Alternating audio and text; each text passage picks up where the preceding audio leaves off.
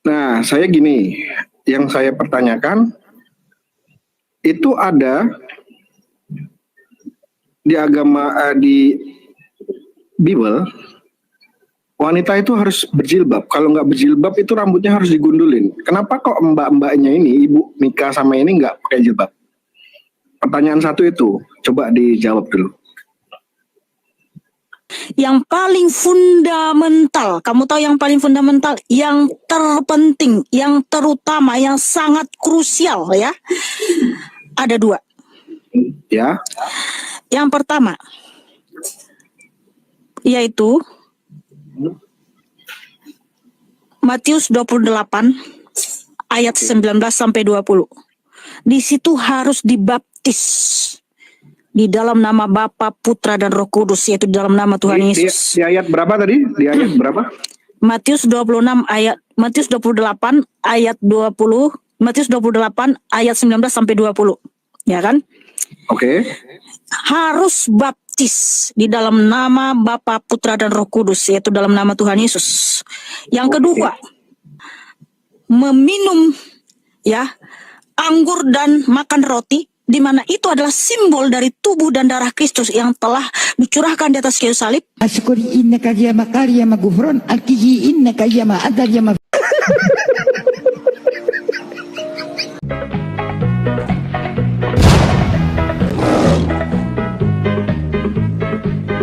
Assalamualaikum warahmatullahi wabarakatuh, sahabat semuanya. Jumpa lagi kita ya. Alhamdulillahirabbil alamin. Segala puji bagi Allah, Tuhan semesta alam. Tiada Tuhan selain Allah. Allah lah satu-satunya Tuhan. Tuhan yang tiada duanya, duanya saja tidak ada, apalagi tiga. Lalu bagaimana jadinya kalau Tuhan itu dipaksakan tiga? Ya Tuhannya memerintahkan pakai kerudung, pengikutnya malah minum anggur, sahabat. Jaka sembung bawa golok, nggak nyambung goblok. Itu lauten itu nggak pernah nyambung dan selalu goblok. Lain yang disuruh orang, lain pula yang dikerjakannya. Lain yang dia bicarakan, lain pula yang dilakukannya.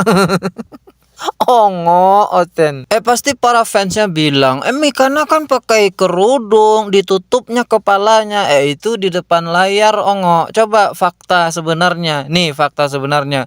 Ketika dia berjumpa dengan sang debacoter, dengan si Elia Miron. Ini.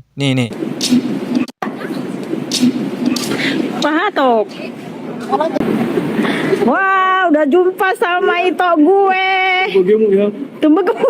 Kayak pernah lihat aja gue. Tembegemu. Iya, PT nggak pernah. Dokter. Kenapa? Pak Bobom dokter. Dokter katanya. Nah, ngajumpa BHM ini. Elia Miron.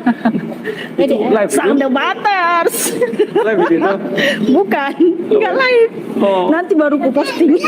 Nah ini aslinya dia, sahabat ya. Aslinya dia nggak pernah pakai kerudung menutup kepalanya itu ya. Lalu kenapa setiap live itu dia pakai kerudung? Karena itu hanya digunakan untuk propaganda, sahabat ya. Aslinya kayak gini dia nih. Padahal di dalam Bible-nya itu diperintahkan untuk menutup kepala. Nah inilah yang kemudian oleh abang siapa namanya itu, dia seorang Islam, masuk ke komalnya dia mempertanyakan itu. Anda percaya tidak dengan Bible Anda? Nah ini nih pertanyaannya.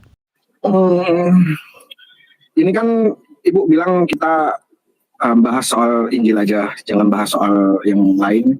Saya juga tadi lihat teman-teman kok ngomongnya bahasanya ngawur semua perasaan. Pertanyaan saya gini, Ibu sangat percaya 100% sama Injil ya? Betul. 100% percaya sama Injil ya? 1.000.000%. 1 Jadi, miliar. Aduh, nggak terkatakan sudah. Nah, saya gini, yang saya pertanyakan itu ada di agama di Bible, wanita itu harus berjilbab. Kalau nggak berjilbab itu rambutnya harus digundulin. Kenapa kok mbak-mbaknya ini, ibu nikah sama ini nggak pakai jilbab? Pertanyaan satu itu, coba dijawab dulu. Pertanyaan satu itu coba dijawab dulu. Apakah si Mikantui ini betul-betul menjawab pertanyaan abang ini? Kita cek yang berikut ini. Oke. Nah, di mana ajaran Tuhan Yesus yang paling fundamental, kamu tahu yang paling fundamental, yang terpenting, yang terutama, yang sangat krusial ya. Ada dua. Ya. Yang pertama yaitu Matius 28 ayat 19 sampai 20. Di situ harus dibaptis. Yang kedua, harus melakukan perjamuan kudus, bahwa kita percaya Tuhan telah memberikan tubuh dan darahnya bagi kita sebagai pengampunan atas dosa kita. Entah apa jawabannya sahabat ya, jawaban konslet terus yang diberikan kepada penanya oleh si Mikanciang ini. Tadi katanya percaya kepada Bible 100% ya, 100% bahkan sejuta dan semiliar ya, semiliar persen dia percaya kepada Bible. Lalu ketika ada di dalam Bible-nya itu menyuruh untuk memakai kerudung atau menutup kepala, karena kalau tidak itu akan digunduli, malah dia jawabnya ajaran Yesus itu dua yang paling fundamental katanya. Yang paling penting itu dua ajaran Yesus. Setahu saya selama ini para oten menyampaikan ajaran utama Yesus itu adalah kasih. Mikanciang diubahnya, direvisi jadi ajaran utama itu minum anggur. Patutlah orang ini teler semua. Ketika ditanya jawabannya jawaban teler. Kenapa? Ya karena minum anggur itu ajaran utama Yesus katanya. Makanya abang yang bertanya ini, dia mengatakan, saya atau umat Islam itu lebih Kristen daripada Kristen. Karena umat Islam lah yang telah melakukan apa yang diajarkan oleh Yesus. Pakai kerudung kata Yesus, umat Islam melakukan. Bersunat, umat Islam melakukan juga. Nah ini masalah sunat nih juga nih ya, dibahas juga di sini sahabat. Dan karena tidak sanggup menjawab, karena Mikana ini dah teler minum anggur terus, dipanggil pula lah kawannya yang lebih teler lagi sahabat. Berikut. Saya lebih Kristen daripada orang Kristen sendiri, itu ada jawabannya dan alasannya. Kita Muslim. Hei lo, bentar dulu.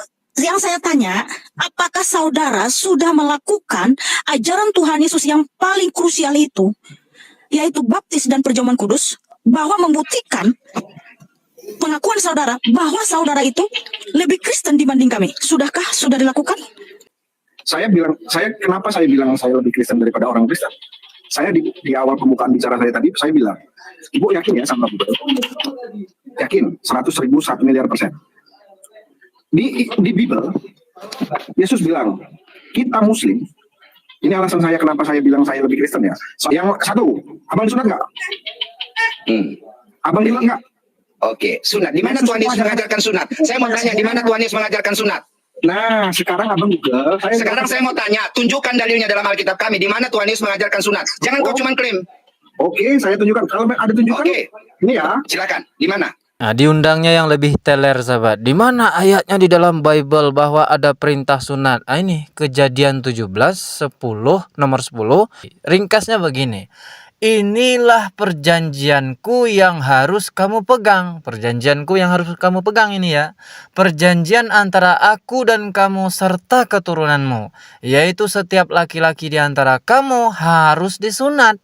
Haruslah dikerat kulit katanmu dan itulah akan menjadi tanda perjanjian antara aku dan kamu. Dan seterusnya dan seterusnya. Ini dalil. Dan Yesus itu pun disunat di hari yang ke-8.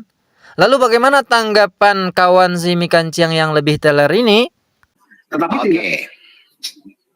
Ya, sekarang gini ya, agar kamu paham. Oke, makanya kadang-kadang saya melihat kaum ini memang agak pusing. Ya, makna ayat di situ itu adalah perjanjian yang diberikan oleh Tuhan kepada Abraham. Ya, itu agar kau paham. Kau baca perikopnya dari atas. Jadi, yang berhak melakukan sunat daging itu adalah Abraham dan keturunannya secara daging. Siapa itu? Orang-orang Ibrani saat ini, orang-orang Israel dan orang-orang Yahudi itu.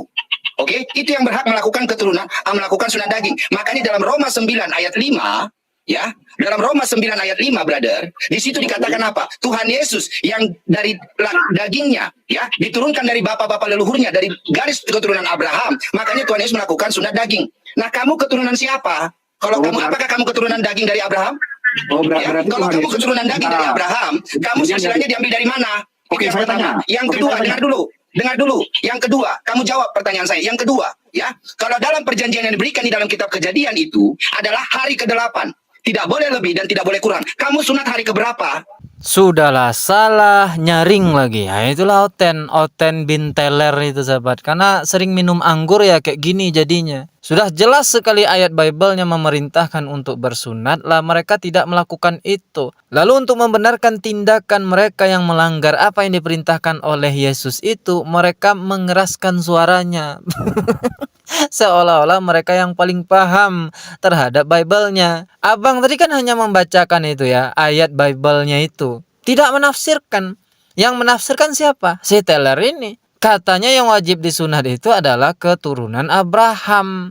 Yesus keturunan Abraham, makanya dia disunat. Orang-orang Ibrani atau Israel Yahudi karena keturunan Abraham disunat. Lalu Oten ini keturunan siapa? Tuhannya sendiri mengaku keturunan Abraham, lah mereka mengaku bukan. Ini dasar yang mereka lakukan untuk membenarkan tindakan mereka yang menentang ayat atau ajaran Yesus itu sendiri, sahabat. Akan ongok namanya itu. Ini Oten ya. Nah, makin kacau kan? Ya karena tiap hari minum anggur. Assalamualaikum warahmatullahi wabarakatuh.